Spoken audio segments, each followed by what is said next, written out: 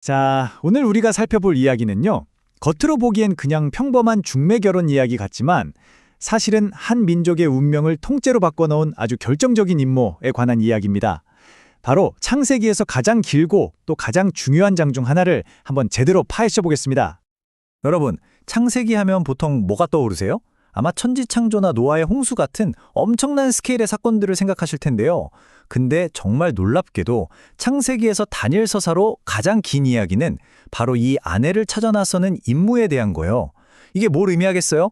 그만큼 이 이야기가 정말 중요하다는 뜻이겠죠. 이야기의 시작은 이제 나이가 아주 많아진 아브라함에게서 출발합니다. 그는 신에게 모든 복을 받았지만 딱 한 가지, 어쩌면 가장 중요한 과제가 아직 남아 있었어요. 그건 바로 아들 이삭의 아내를 구해줘서 신이 약속한 위대한 민족의 미래를 이어가는 것이었죠. 그래서 아브라함은 자기가 가장 믿는 늙은 종에게 이 엄청난 임무를 맡기면서 아주 구체적이고 까다로운 지침을 내립니다. 첫째, 아내는 저 멀리 고향 땅에 있는 친척 중에서 찾아야 한다. 둘째, 하지만 아들 이삭은 무슨 일이 있어도 절대 그 땅으로 다시 데려가서는 안 된다. 이거 정말 쉽지 않은 미션이죠? 자, 이렇게 중요한 임무를 맡겼으니 확실한 약속을 받아내야겠죠? 아브라함은 종에게 절대적인 충성을 요구하는데요. 그 방법이 정말 독특합니다.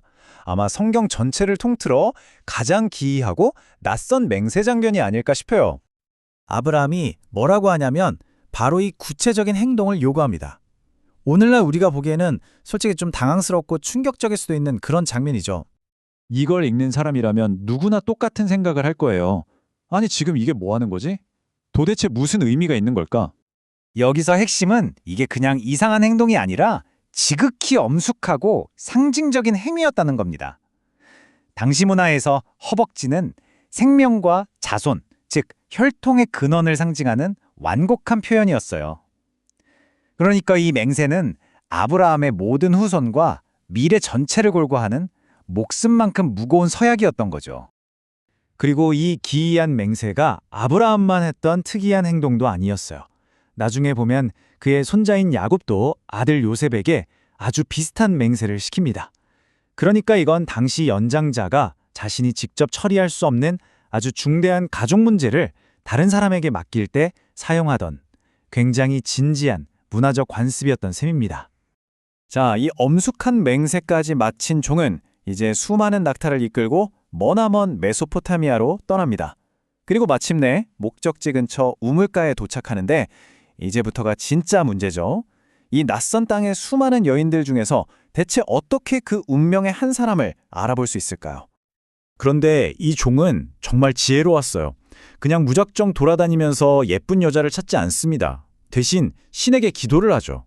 겉모습이 아니라 그 사람의 내면, 인격을 확실하게 알아볼 수 있는 아주 구체적인 테스트를 하나 고안해서 신께서 직접 정답을 보여달라고 요청합니다.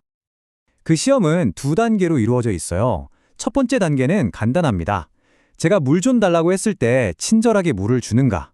이건 기본적인 예의를 보는 거죠. 하지만 진짜 핵심은 바로 두 번째 단계.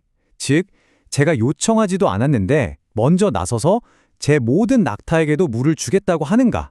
바로 이 부분입니다. 그것도 그냥 낙타 몇 마리가 아니에요. 무려 10마리입니다. 한번 상상해 보세요.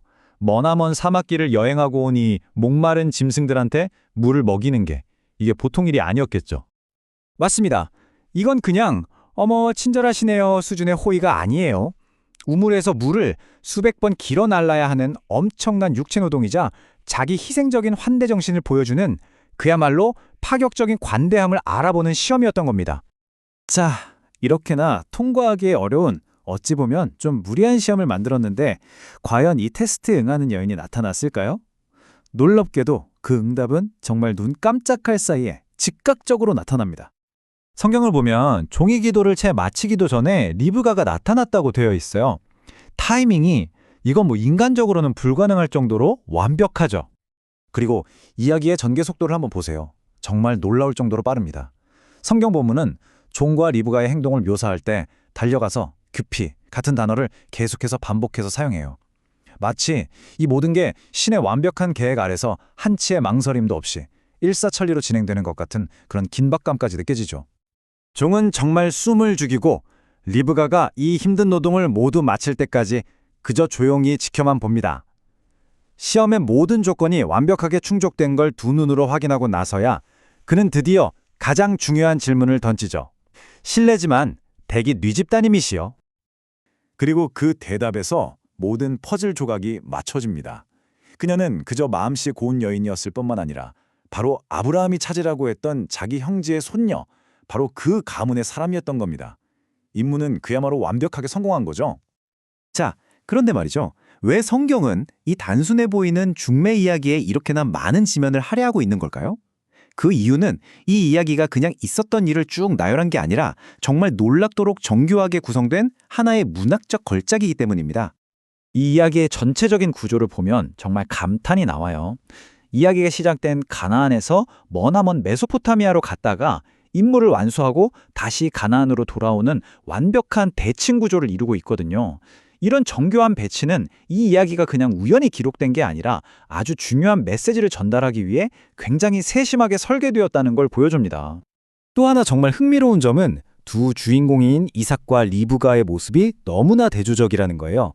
이삭은 자기 인생의 가장 중요한 이벤트인 결혼 과정에서 완전히 수동적입니다. 그냥 아내가 오기를 기다리기만 하죠. 반면에 리브가는 어때요? 스스로 결단하고 행동하고 엄청난 환대를 베푸는 놀라울 정도로 주도적이고 적극적인 인물로 그려지고 있습니다. 결국 이 길고 정교한 이야기가 우리에게 말해주는 건 바로 이것입니다. 한 민족의 운명을 건 거대한 신의 약속이 그냥 하늘에서 뚝 떨어진 게 아니라는 거죠. 바로 자기 주인의 말에 충성했던 한 명의 종, 그리고 낯선 이에게 비범한 친절을 베푼 한 여인의 결정적인 행동을 통해서 이루어졌다는 사실입니다.